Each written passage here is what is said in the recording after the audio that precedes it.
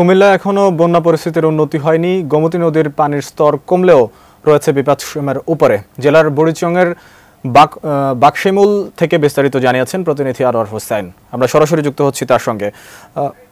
কুমিল্লায় কিন্তু যে বন্যার যে অবস্থা সেটি কিন্তু অবনতির দিকেই আছে।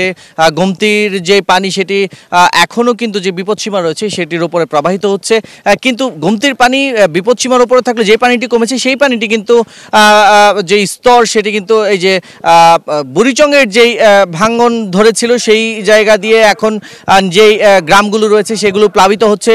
নতুন নতুন করে যেই গ্রামগুলো পানি যায়নি সেগুলোতে কিন্তু প্রতিদিন পানি যাচ্ছে। এবং আমরা একটি বিষয় জানিয়ে রাখি যে বুড়িচং এবং ব্রাহ্মণপাড়া যে উপজেলা রয়েছে, দুটি উপজেলায় 182টি গ্রাম রয়েছে। কম বেশ সবগুলো গ্রামে কিন্তু এখন পানি ঢুকেছে, পানি প্রবেশ করেছে এবং সেখানকার যে গ্রামবাসীরা রয়েছে সকলেই কিন্তু বন্যায় আক্রান্ত হয়েছে, বন্যা কবলিত হয়েছে।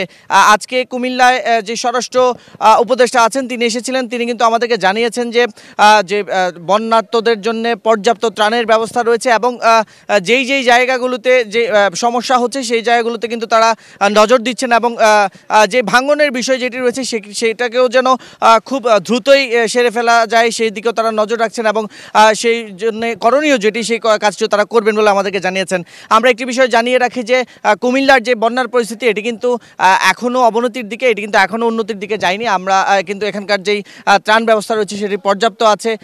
চেষ্টা করছেন স্বেচ্ছাসেবী সংগঠন সহ বিভিন্ন সংগঠনের লোকজনরা এসে এখানে দুর্গত এলাকায় ত্রাণ দেওয়ার জন্য এবং মানুষদের কাছে খাবার পৌঁছে দেওয়ার জন্য এবং যারা বন্যায় কবলিত হয়েছেন তাদেরকে উদ্ধার করে আশ্রয়কেন্দ্রে নিয়ে যাওয়ার জন্য কিন্তু তারা পর্যাপ্তভাবে চেষ্টা করছেন। তো এই ছিল আমার কাছে কুমিল্লা থেকে যে বন্যা দুর্গতদের যে অবস্থা তার পরিস্থিতি।